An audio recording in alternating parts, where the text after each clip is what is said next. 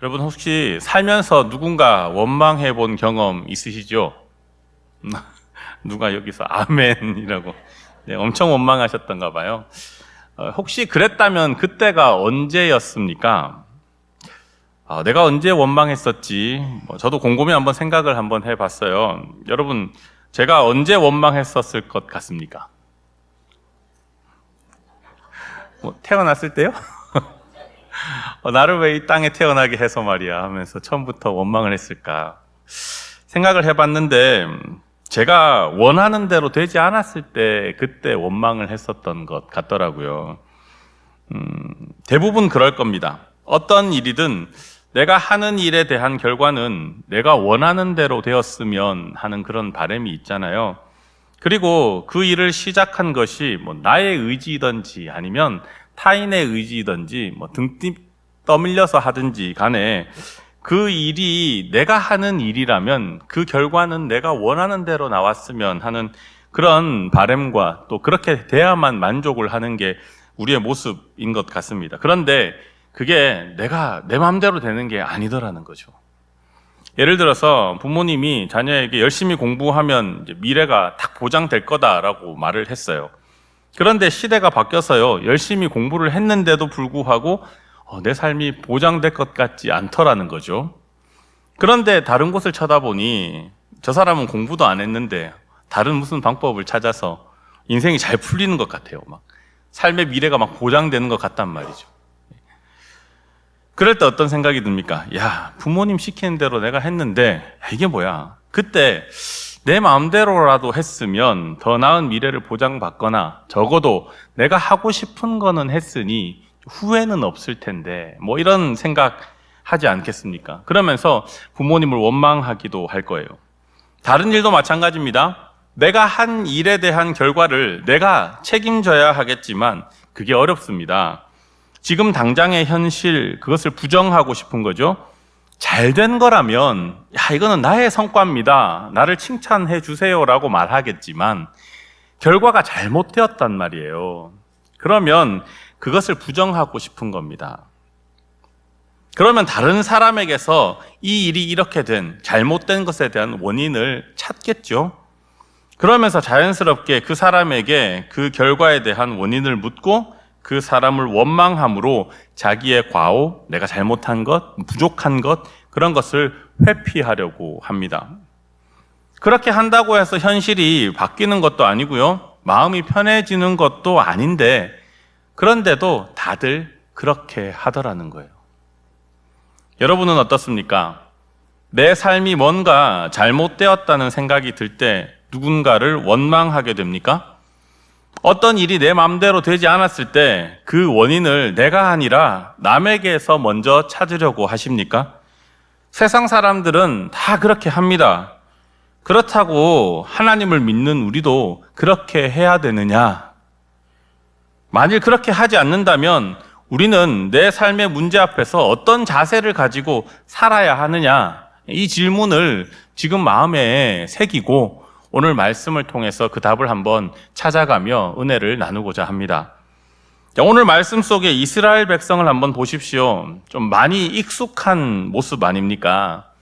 하나님께서 우리에게 이 말씀 주실 때는 아마도 야, 이 이스라엘이 바로 너의 모습이야, 그러니 한번 좀 잘 들어봐 라고 하며 이 말씀 주시지 않았겠는가, 이런 생각을 하게 돼요. 여러분 잘 아시다시피 지금 상황은 모세가 이스라엘 백성들을 이끌고 애굽을 나서고 난 뒤에 일어난 일입니다. 하나님의 권능 앞에 바로는 하나님의 뜻대로 이스라엘을 다 놓아줬어요. 그런데 뒤늦게 생각해 보니 괜히 그랬나? 야, 얘네들 가고 나니까 일할 사람이 없네. 어떡하지? 나의 백성, 애굽 백성들이 자꾸 자기를 원망하는 것 같은 그런 생각이 드니까 후회가 되는 거예요. 그래서 다시 잡아야 되겠다. 늦었지만 걔네들은 걸어갔을 거고 인구도 많으니까 가봐야 얼마나 갔겠어. 자, 나의 정예의 병사들이여 와라 해가지고 말을 이끌고 추격을 합니다. 막 쫓아가니까 저 멀리서 이제 이스라엘 백성들이 그걸 봤을 거 아니에요. 뒤늦게 알게 된 이 이스라엘 백성들은 우리 뒤로 바로 군대가 쫓아오고 있구나. 어떡하지? 그럼 빨리 도망가야지. 얘들아, 빨리 속력을 좀 내봐. 좀 빨리 가봐. 라고 해서 하니 앞에 너무 더디게 가는 거예요. 그래서 앞에 봤더니 홍해가 있어요. 더 이상 앞으로 나아가지 못하고 있는 겁니다. 뭐라고 합니까? 이 상황을 진퇴양난이라고 하죠. 어떻게 해볼 도리가 없어 보이는 거예요. 자, 이제 다시 끌려가서 힘겹게 살거나 아니면 싸우다가 죽거나 아니면 광야에서 헤매다가 죽거나, 이것을 생각하니 눈앞이 캄캄해집니다. 이런 상황에 처한 이스라엘이 어떻게 반응하고 있습니까? 10절에 보면요, 이스라엘 자손이 심히 두려워하여 여호와께 부르짖고, 이렇게 이야기하고 있어요. 여호와께 부르짖기만 했습니까? 자신들을 애굽에서 이끌고 나온 모세를 향해서 원망을 막 쏟아냅니다. 11절 12절 말씀인데 우리 함께 읽겠습니다. 시작. 그들이 또 모세에게 이르되 매장지가 없어서 당신이 우리를 이끌어내어 이 광야에서 죽게 하느냐? 어찌하여 당신이 우리를 애굽에서 이끌어내어 우리에게 이같이 하느냐? 우리가 애굽에서 당신에게 이른 말이 이것이 아니냐? 이르기를 우리를 내버려 두라. 우리가 애굽 사람을 섬길 것이라 하지 아니하더냐? 섬기는 것이 광야에서 죽는 것보다 낫겠노라. 모세에게 이런 원망을 막 괜히 왜 가자 그래가지고 이렇게 하면서 막 징징거리면서 막 원망하는 거예요. 여러분 한번 생각해 보세요. 근데 이스라엘 백성들이요, 모세에게 억지로 끌려 나왔습니까? 모세가 막 집집마다 찾아다니면서 제발 부탁이니까 가자. 못 이기는 척 이렇게 나왔습니까? 아니잖아요. 근데 이런 상황에 처하게 되니까 차라리 애굽 사람을 섬기는 것이 낫다라고 하면서 모세를 원망하는 거예요. 애굽을 처음 나올 때부터 모세를 원망했었느냐? 그걸 한번 보니 출애굽기 12장 35절 36절에 이런 말씀이 있습니다. 이스라엘 자손이 모세의 말대로 하여 애굽 사람에게 은금 패물과 의복을 구하매 여호와께서 애굽 사람들에게 이스라엘 백성에게 은혜를 입히게 하사 그들이 구하는 대로 주게 하심으로 그들이 애굽 사람의 물품을 취하였더라. 이런 말씀이 있어요. 하나님께서요, 이스라엘 백성에게 은혜를 입히게 하셨다는 거예요. 그랬더니 그동안 애굽에서 종살이 하면서 이 애굽 사람들이 가지고 있는 것을 보면 얼마나 부러워했겠습니까? 저거 나도 있었으면 좋겠는데. 저 옷 내가 한번 입어봤으면 좋겠는데. 저 금장식 너무 예쁜데 저거 나 좀 했으면 좋겠는데. 그런 생각하지 않았겠습니까? 그래서 그동안 저거를 너무나도 부러워하고 있었는데 그날 하나님께서 은혜를 베풀게 하여 그들에게 어떻게 해요? 은금, 패물과 의복 등 필요한 모든 것을 얻을 수 있게 되었더라. 이렇게 기록되어 있어요. 얼마나 신이 났겠습니까? 근데 사실 그때는 정말 긴박한 상황이었어요. 시간이 얼마 남지 않았습니다. 바로의 마음이 바뀌기 전에 애굽을 다 떠났어야 되는 상황이에요. 그러다 보니 그들이 나가서 먹어야 할 식량을 준비할 때 차마 발효되지도 않은 그 반죽을 가지고 나가야 할 정도로 급박한 상황이었거든요. 그런데도 그때에 어떻게 해요? 은금, 패물, 의복 이런 것들을 다 얻을 수 있는 그때의 그 시간, 그 감격이라 하면 여러분 어떻겠습니까? 얼마나 기분이 좋았겠냐는 겁니다. 지금 당장은요, 평소에 꿈도 못 꾸던 이 고급 승용차, 비싼 집. 제가 얼마 전에 보니까 금값이 요새 매도시에 한 돈에 67만 원이고 매입시 77만 원입니다. 비싸죠. 네. 얼마 전, 아마 몇 달 전에 팔 때만 해도 한 40만 원 이 정도였는데 막 70만 원까지 올라갔단 말이에요. 근데 그 은금 패물을 몇 킬로씩이나 막 얻을 수 있게 됐단 말이에요. 여러분, 기분이 어떻겠습니까? 이거 나중에 다 현금화 시키면은 얼마나 큰 돈일까, 막. 혹은요, 10년을 억압받으면서 제대로 된 임금도 못 받고 휴식 시간도 보장 못 받고 휴가도 못 간 채 노예처럼 살아왔던 사람이 있다 칩시다. 그 사람이 어떻게 다른 사람에게 알게 되어서 이 법과 제도의 도움을 받고 혹은 다른 누군가의 도움을 받아서 그동안에 누리지 못했던 삶, 인간다운 삶을 살게 되었다면 여러분 그 기분이 어떻겠냐는 겁니다. 너무 좋을 거예요. 그럼 어떻게 해요? 순수히 모세를 따라 나섰겠지요. 기쁜 마음으로 룰루랄라, 음과 금과 폐물과 아이고 집도 생기고 차도 생기고 이 금 팔아가지고 나중에 뭐 할까 이런 생각하면서 모세 따라서 즐겁게 가지 않았겠습니까? 그럴 때는 언제고 뒤에 바로의 군대가 쫓아오고 앞에는 홍해가 가로막혀져 있고 진퇴양난이 되니 모세를 원망하는 그 모습 여러분 바람직하다 생각이 드시냐는 거죠. 그런데 이게 우리의 모습이에요. 물론 지금 당장은 그렇지 않아 보입니다. 하지만 정말 내 인생에 진퇴양난의 순간이 왔을 때 그때도 과연 지금처럼 내 모습이 이럴까? 인생의 가장 고난이라고 여겨지는 그 순간에도 내가 지금처럼 이렇게 다 내 탓이죠. 내가 부덕한 소치입니다. 뭐 이렇게 얘기할까? 그때 과연 나는 어떤 모습일까요? 지금 이스라엘 백성들과 다를 수 있다는 확신을 여러분 하실 수가 있으시겠습니까? 우리도 다를 바 없을 겁니다. 누군가 원망의 대상을 찾겠지요. 내가 예수를 믿어서 우리 집안이 망했다는 그런 이야기들을 들을 때에 그때 내가 예수를 믿지 말아야 하나라는 생각이 들며 그것 때문에 정말 우리 집이 망한 건가 하며 예수를 믿게 나를 전도했던 그 사람을 원망하고 그리고 예수님이 살아계시다면 이런 일을 겪게 하지 않아야지 왜 이런 일을 겪게 하느냐 하며 예수님을 원망하고 그런 모습들, 그런 이야기들이 심심치 않게 주변에서 많이 들려옵니다.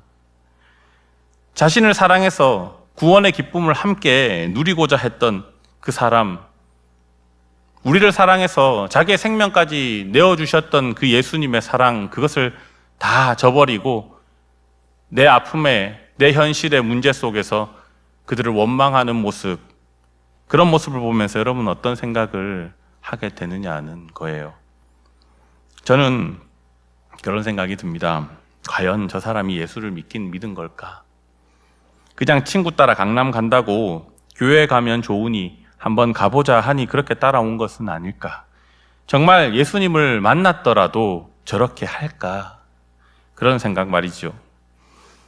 그러면 여러분 예수님을 만나 예수님을 알고 그래서 예수님을 마음에 영접하고 신뢰하고 믿음으로 예수님을 따르는 사람은 이런 진퇴양난의 상황, 죽음을 앞둔 이 고통스러운 상황 앞에서 어떻게 해야 하는 것이 옳겠습니까? 이에 대해서 모세는 이렇게 우리에게 말씀하고 있어요. 첫째는 우리 따라합시다. 두려워하지 말아라.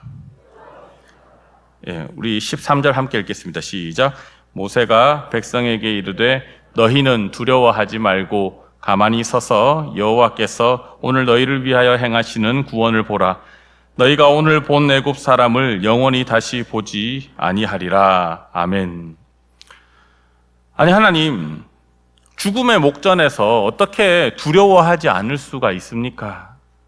믿지 않는 사람이라면요, 이렇게 질문할 수 있을 거예요. 그런데 하나님을 믿는 사람은, 또 예수님을 믿는 사람은 이 진퇴양난의 어려움, 죽음의 고통이 다가온다 하더라도 두려워하지 말아야 한다고 분명히 하나님은 우리에게 말씀하십니다.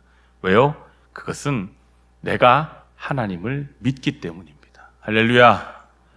내가 하나님을 믿기 때문에 그 어려운 상황에서도 하나님을 의지하여 두려워하지 않을 수 있다. 그러니 너희는 두려워하지 말라라고 하나님 우리에게 말씀하시는 거예요.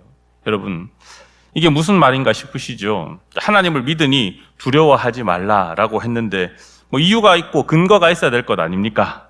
이에 하나님은요 우리에게 말씀하십니다. 자, 오늘 본문에서는 14절에 보면 여호와께서 너희를 위하여 싸우시리니 그러니 너희는 두려워하지 말라라고 얘기하시는 거고요. 하나님은 끊임없이 하나님의 백성에게 두려워하지 말라라고 말씀을 하셨는데 오늘뿐만 아니라 다른 본문에서도 근데 살펴보면 이사야 선지자를 통해서 이런 말씀을 하십니다. 41장 10절 말씀인데요. 우리 한번 함께 읽겠습니다. 시작. 두려워하지 말라. 놀라지 말라. 나는 내 하나님이 됨이니라. 내가 너를 굳세게 하리라. 참으로 너를 도와주리라. 참으로 나의 의로운 오른손으로 너를 붙들리라. 아멘. 하나님께서 하나님의 백성을 도우시니, 그러니 두려워하지 말라라고 분명히 말씀하고 있잖아요. 여호수아도 마찬가지로 말합니다. 1장 9절 말씀인데요. 우리 함께 읽겠습니다. 시작. 내가 내게 명령한 것이 아니냐? 강하고 담대하라. 두려워하지 말며 놀라지 말라. 내가 어디로 가든지 내 하나님 여호와가 너와 함께 하느니라. 아멘. 자기보다 훨씬 더 강한 적, 그 적들과 싸우러 가는, 그것을 정복하러 가기 위해 떠나는 이스라엘을 향해서 하나님께서 하신 말씀이잖아요. 결론은 다 그렇습니다. 이사야도 여호수아도 그리고 모세도 다 하나님께서 그들을 통해서 뭐라고 얘기하십니까? 내가 너와 함께하니, 하나님께서 너와 함께하니 그 사실을 믿는다면 네가 두려워할 필요가 없지 않느냐? 내가 너를 대신해서 싸우겠고 내가 그 모든 대적을 물리치지 않겠느냐? 그것을 신뢰한다면 두려워할 이유가 없지 않느냐? 하나님은 그렇게 우리에게 말씀하고 계시는 거예요. 그러니 하나님을 믿는 여러분, 진퇴양난의 어려움, 죽음과 같은 고통 앞에서 두려워하지 마시기를 주님의 이름으로 축원합니다. 왜요? 하나님께서 나와 함께 하시니. 이렇게 고백합시다. 하나님이 나와 함께 하시니 나는 두렵지 않습니다. 이것이 저와 여러분의 믿음의 고백이 될 수 있기를 축원합니다. 두 번째로는 어떻게 말씀하십니까? 따라합시다. 가만히 있어라. 네, 하나님이 우리에게 얘기하는 거예요. 가만히 있어라. 13절 14절입니다. 함께 읽겠습니다. 시작. 모세가 백성에게 이르되 너희는 두려워하지 말고 가만히 서서 여호와께서 오늘 너희를 위하여 행하시는 구원을 보라. 너희가 오늘 본 애굽 사람을 영원히 다시 보지 아니하리라. 여호와께서 너희를 위하여 싸우시리니 너희는 가만히 있을지니라. 아멘. 예. 하나님은 왜 죽음과 같은 고난, 진퇴양난의 상황에서 가만히 있으라고 명령하실까요? 뭐라도 해야 안 됩니까? 내가 할 수 있는 뭐 사돈의 8촌까지 동원해서라도 내가 어떻게든 줄댈 수 있는 데까지 내가 할 수 있는 모든 일을 다 해야 되는 상황인 거잖아요. 죽음을 앞두고. 이거 더 이상 이 상황이 해결되지 않으면 나는 이제 이 세상에서 사라질 그런 상황에 처해 있는데 나는 어떻게 할 도리는 없고, 그럼 다른 사람 누군가의 도움이라도 받으려고 애를 써야 되는 상황이잖아요. 근데 하나님 뭐라 하세요? 가만히 있으라. 가만히 있으라. 이 말은요, 네가 할 수 없다, 내가 할 수 없다라는 사실을 인정하라는 말이고요. 그 말은 즉 네가 나를 믿는다면 너가 할 수 없는 일을 내가 하겠다라고 하는 하나님의 말씀인 줄로 믿습니다. 우리는요, 대부분 어떻게든 해보려고 애를 쓸 거예요. 하지만 내가 해결할 수 없는 일입니다. 그걸 잘 알면서도 내가 해결할 수 있을 것 같아 보이거든요. 그런데 정작 이 세상에서 내가 해결할 수 있는 일은 그렇게 많지 않더라고요. 특히나 세상 일이 아니라, 육신의 일이 아니라 구원의 문제에 있어서는 더 그렇습니다. 이거는 나의 영역의 밖의 일입니다. 내가 스스로 나를 구원할 수 없어요. 그리고 그것은 우리가 사는 세상에 그 누구도 해결할 수 없는 일입니다.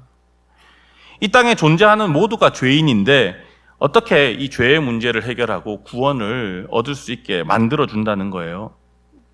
그러니 구원은 죄의 영역에 밖에 계신 분, 바로 그리스도만이 해결할 수 있는 문제입니다. 이처럼 우리 앞에 벌어지는 일들은요, 다 내가 해결할 수 없는 문제이고, 특히 구원의 문제는 더 그렇더라. 그런데 삶 속에서 현실의 문제가 좀 해결되는 기미들이 사실 좀 보이잖아요. 그래서 이런 질문 할 수도 있어요. 목사님, 저는요, 어떻게 노력하니까 내 힘으로 해결되는 문제들이 많던데요? 이렇게 얘기를 하는 분들이 있어요. 네, 맞습니다. 노력하셔서 해결한 거일 수 있어요. 그런데 그 일도 가만히 보면요, 내가 이걸 어떻게 했지? 다른 사람은 몰라도 스스로는 아는 거예요. 내가 이걸 어떻게 해결했지? 이거 내가 해결할 수 있는 각이 안 나오는데 어떻게 해결했지? 지나고 나니 참 신기하다. 자손 대대로 막 영웅담처럼 막 내가 할 수 없는 일인데 나중에 막 손자가 우리 할아버지가 그렇게 할 수 없는 일을 해내셨다면서 스스로도 알아요. 야, 이게 내가 했다고 그 당시에는 착각을 했지만 돌아서 지나보니 야, 이거 내가 할 수 있는 일이 아니었는데 어떻게 됐지? 그래서 다시 이런 질문 여러분께 드립니다. 여러분이 왜 아직도 예수님을 믿고 계십니까? 좀 뜬금없는 질문이기는 해요. 만일 삶의 문제를 내 힘으로 해결했다면 여러분 예수님 지금까지 믿겠습니까? 예수님 필요하다라는 생각이 드시겠습니까? 그런데 우리가 아직 예수님을 믿고 있는 까닭은요, 지금까지 내 삶 속에 일어난 많은 어려움을 내 힘으로 이겨낸 것이 아니라는 것을 누구보다 더 잘 알기 때문에 그렇습니다. 그걸 모르는 사람은 아직 예수님을 믿지 못하는 거예요. 왜? 내 힘으로 내 문제들을 해결할 수 있으니까. 그런데 내 힘으로 내 문제를 해결할 수 없구나라는 것을 뼈저리게 깨달은 이는 그것을 해결해 줄 수 있는 분을 찾다 예수 그리스도께로 오게 되고 그분을 믿는 그 믿음을 가지고 끊임없이 모든 것을 주님께 맡기며 살아가는 인생을 살더라는 거예요. 만일 내 삶에 문제가 없었더라면, 그리고 그 문제를 하나님께서 해결해 주지 않으셨더라면 여기 있는 우리 중에 과연 몇 명이나 예수님을 믿는 믿음으로 지금을 살아가겠느냐는 겁니다. 오늘 새가족 교육을 하면서도 그 새가족에게 그런 얘기를 했어요. 교회 다닌다고 해서 다 예수님을 믿는 것 아니다. 예수님을 믿으면 교회에 나오겠지만 교회에 나온다고 해서 예수님을 다 믿는다고 생각하면 그것 때문에 상처받을 일이 많을 수도 있다. 예수님을 믿는 사람의 모습이 성경 속에 나와 있는 예수 그리스도를 닮은 모습이 되어야지 단순히 교회만 다닌다고 해가지고 그 사람이 예수님을 믿느냐, 그것은 아닐 수 있으니 잘 분별할 수 있어야 되겠다라고 얘기를 했습니다. 그 말이 무슨 말일까요? 하나님이 그 문제를 해결해 주셔야 그 문제를 내가 넘어갈 수 있다라고 뼈저리게 느끼고 그것을 믿는 사람은 모든 것을 하나님께 의뢰하겠죠. 예수님께 맡길 겁니다.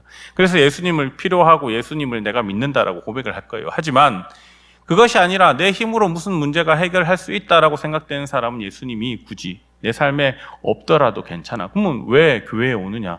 다른 목적과 이유가 있기 때문일 수도 있더라라는 겁니다. 그래서 예수 그리스도를 믿는 그 믿음 하나만으로 교회에 나오는 사람이 예수를 닮으려고 애를 쓰고 예수님이 내 삶의 문제를 해결해 주심을 믿음으로 고백하는 사람이 다른 사람에게 막 상처를 주고 다른 사람에게 문제를 일으키고 다른 사람과 더불어서 마치 예수님이 이 세상에 없어도 되는 것처럼 그렇게 행동하는 일들을 보이겠느냐라고 한다면 절대 그렇지 않겠지요. 예수를 믿는 믿음으로 지금을 살아가는 그 사람이라면 그것은 내 삶에 있는 문제를 내가 더 이상 해결할 수 없다는 것을 인정하고 모든 것을 주님께 맡길 수 있는 사람일 겁니다. 그런 사람이 정말로 예수를 믿는 사람이고 하나님을 신뢰하고 하나님을 믿는 사람 아니겠습니까? 가만히 있으라라고 하는데 가만히 있으려면 어떻게 해요? 내가 할 수 없어야, 그래서 인정해야 그래야 가만히 있지 않겠습니까? 계속해서 죄의 문제 앞에 무너지고 스스로 한 결단, 그것을 스스로 무너뜨리는 연약한 우리가 해결할 수 있는 일은 많지 않습니다. 그 사실을 알기 때문에 우리는 주님을 의지하고 주님께 매달립니다. 주님께서 내 삶에 역사해 주시기를 기대하면서 그렇게 기도하며 살아간다는 거예요. 이처럼 우리는 연약한 존재이기에 그것을 하나님께서 아시기에 하나님은 우리에게 이렇게 말씀하시는 거예요. 너희는 가만히 있어라. 그런데 여러분 그거 아십니까? 하나님께서 우리에게 가만히 있으라는 이유가 한 가지 더 있습니다. 그것은 고통의 문제 앞에서 하나님이 드러나기 원하시는 것 때문에 그렇습니다. 내가 할 수 없잖아요. 그래서 하나님께 맡깁니다. 그렇게 하나님이 일하시면 어떻게 됩니까? 그래서 그 문제가 해결되면 어떻게 될까요? 야, 하나님 짱이네. 하나님 능력 있네. 야, 하나님이 최고네. 내가 안 되는 것 하나님께 다 맡기면 되겠네. 성경에 보면 예수님의 그 능력으로, 권능으로 고침을 받은 사람들이 다 어떻게 해요? 아, 네, 나음 받았다 하면서 막 가가지고 자랑하지요. 여러분이 문제 해결을 받으면은, 자, 내가 해결한 것이 아니라 하나님이 하셨다 하면 간증하잖아요. 아, 이런 어려움이 있었는데, 자, 하나님께서 이 문제를 해결해 주셨습니다. 라고 얘기하잖아요.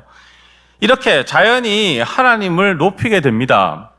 하나님을 자랑하고 하나님을 찬양하게 되더라는 거예요.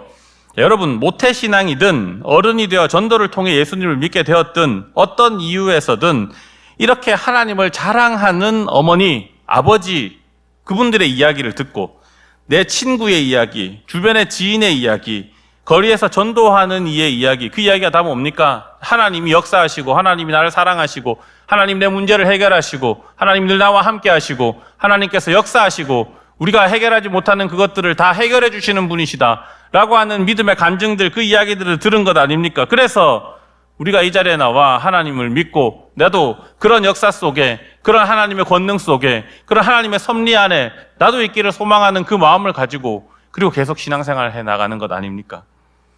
그렇게 함으로 말미암아 내 삶에 역사하신 하나님이 나를 통해서 이 땅에 드러나더라는 거예요. 그렇게 하나님의 이름이 열방에 알려지는 겁니다. 하나님은 그런 큰 그림도 그리고 계시더라는 거예요. 내가 아무것도 할 수 없는 연약한 존재이기 때문에 하나님께서 나를 가만히 있어라 라고 얘기하신 것도 있지만, 그런 연약한 나를 도우시니까 하나님이시라는 사실을 연약한 나를 통해 이 땅에 드러내시기 위한, 그래서 하나님 이름이 높임 받으시기 위한 그런 이유에서도 하나님은 우리에게 가만히 있으라라고 말씀하시더라는 이야기입니다. 지금 새벽 기도의 시간에 창세기 함께 보고 있는데요. 거기 나온 요셉의 이야기가 그렇잖아요. 요셉이 당장의 삶이 고난인 것 같지 않습니까? 여러분이 그런 생활을 겪는다면 어떻겠습니까? 상상하기도 싫을 겁니다. 그런데 요셉이 형제들에게 마지막에 이렇게 고백합니다. 창세기 50장 19절로 21절인데 함께 읽겠습니다. 시작. 요셉이 그들에게 이르되 두려워하지 마소서, 내가 하나님을 대신하리이까. 당신들은 나를 해하려 하였으나 하나님은 그것을 선으로 바꾸사 오늘과 같이 많은 백성의 생명을 구원하게 하시려 하셨나니 당신들은 두려워하지 마소서. 아멘. 요셉이 그 상황까지 오기까지 자기가 할 수 있는 게 아무것도 없었잖아요. 능력이 아무리 출중하다 한들 그것을 알아주는 이도 없고, 술 맡은 관원장, 그죠? 꿈을 그렇게 잘 해몽했고, 그리고 그것을 가서 좀 바로에게 잘 얘기해달라 했음에도 불구하고 그 관원장은 한동안 꽤 오랜 시간을 말하지 않고 그냥 그대로 세월을 보냈단 말이에요. 그 정도면 우리 같으면 포기했을 거예요. 아, 우리 인생은 이제 끝났네. 내가 그렇게 능력이 출중함에도 나를 알아주는 이 아무도 없으니 어떻게 해야 하나 하며 절망하며 그냥 그렇게 살다가 하나님 부르시면 그냥 가야지, 엘리야처럼 그렇게 기도나 하고 있었을지도 모릅니다. 그런데 어떻게 해요? 그러지 않았단 말이에요. 요셉이 총리가 되어서 형제들을 기근의 고통에서 건진 듯 해도 요셉은 자신이 하나님을 대신할 수 없다라고 이렇게 말하잖아요. 내가 능력이 있음에도 불구하고 그것은 하나님께서 주신 능력이니 내가 하나님을 대신할 수 없다는 말입니다. 형제들이 요셉을 해하려 했지만 하나님은 수많은 이스라엘 백성 그리고 기근이 있는 그 지역의 사람들의 생명을 구원하게 하시려 하셨다라고 얘기하고 있잖아요. 그러니 당신들은 두려워하지 말라라고 요셉이 말합니다. 하나님께서 우리에게 왜 가만히 있으라 하시나? 그것은 우리가 내 힘으로 해결할 수 없는 연약한 존재이기 때문이고요. 열방 중에 하나님의 이름을 드러내기 위해서입니다. 그래서 하나님은 연약한 우리를 도우시는 하나님입니다. 그리고 하나님은 우리를 통해 하나님의 이름을 열방 가운데 드러내시는 분이심을 믿습니다. 하나님은 그런 분이시기 때문에 우리는 내가 할 수 없음을 인정하고 하나님께 모든 것을 맡긴 채 가만히 있어야 할 줄로 믿습니다. 내 인생의 어려움, 고난, 힘겨운 일이 있을 때 내가 무언가 하려 하지 않고 하나님, 나를 도우시는 하나님, 나를 인도하시고 나의 이 어려운 상황을 극복하게 하심으로 하나님의 이름을, 영광을 드러내시려 하시는 그 하나님께서 일하시옵소서. 이렇게 모든 것을 맡길 수 있어야 된다는 이야기인 거예요. 자, 예수님을 신뢰하고 믿음으로 따르는 사람은 이 진퇴양난의 상황, 죽음의 고통 앞에서 어떻게 해야 하는가 이제 마지막인데요. 자, 함께 따라하겠습니다. 여호와께서 오늘 너희를 위하여 행하시는 구원을 보아라. 어려운 상황 속에서 우리가 이렇게 해야 된다는 겁니다. 13절입니다. 함께 읽겠습니다. 시작. 모세가 백성에게 이르되 너희는 두려워하지 말고 가만히 서서 여호와께서 오늘 너희를 위하여 행하시는 구원을 보라. 너희가 오늘 본 애굽 사람을 영원히 다시 보지 아니하리라. 아멘. 여러분, 여기에 아주 중요한 사실이 하나 녹아져 있어요. 하나님께서 어떻게 하신다고 하십니까? 구원을 행한다. 이렇게 말씀하시죠. 여호와께서 행하시는 구원을 보라라고 하세요. 그런데 그 구원이 누구를 위한 것이라고 합니까? 말씀에는 너희를 위한이라고 하지만 듣는 우리의 입장에서는 뭡니까? 진퇴양난에 빠져서 어려움 속에서 고통당하고 있는 하나님의 백성인 우리를 향해 하는 말이잖아요. 너희는 바로 우리란 말이에요. 그러면 우리를 위하여 행하시는 구원은 언제 행하신다라고 말씀하십니까? 오늘 말씀에는 하나님은 오늘이라고 하세요. 오늘. 지금이라는 말입니다. 내가 하나님의 도움을 필요로 하는 그 순간이라는 거예요. 진퇴양난의 위기에서 헤어나오지 못하고 어쩔 줄 몰라서 힘겨워하고 있는 그때라는 겁니다. 하나님께서는 그 문제를 해결해 주시고자 나에게 오셔서 구원을 행하신다는 말씀, 오늘 이 말씀이에요. 다른 때가 아니라 오늘 하신다. 지금 이때에, 내가 어려움 당하고 있을 그때에 가만히 하나님께 모든 것을 맡기면 하나님께서 구원을 이루시리라. 그것을 너희가 보아라. 홍해 앞입니다. 더 이상 나아갈 수가 없어요. 뒤에서는 나를 죽이려고 오는 바로의 군대가 있습니다. 이런 긴박한 상황에 내가 할 수 있는 일이 아무것도 없죠. 그때가 바로 오늘이라는 겁니다. 그때 하나님께서 일하신다는 거예요. 다른 사람을 위해서 일하는 것이 아닙니다. 하나님은 나를 위해 일하십니다. 그러니 우리는 하나님께서 행하시는 구원을 바라보라 했으니 바라보기만 하면 된다는 이야기인 거예요. 광야에서 불뱀에게 물렸을 때 하나님의 명령을 따라 만든 구리뱀을 본 사람들은 모두 다 살았지요. 하지만 그것을 믿음으로 바라보지 못했던 사람들은 다 그 자리에서 죽고 말았습니다. 그것처럼 우리를 구원하시기 위해 이 땅에 보내신 예수 그리스도를 바라보기만 하면 우리를 위해 행하시는 하나님의 구원을 우리는 볼 수 있다고 분명 하나님은 말씀하시는 거예요. 여러분, 그 사실 믿으십니까? 사랑하는 성도 여러분, 지금 내가 홍해 앞에 있는 것 같은 때가 살다 보면 몇 번이고 나를 찾아옵니다. 그때 하나님께 원망하고 다른 사람을 탓하며 세상 사람들과 다를 것 없는 태도로 그 문제 앞에 서시겠습니까? 하나님을 믿지 않는다면 원망하거나 남을 탓하거나 문제를 회피하려 하겠지요.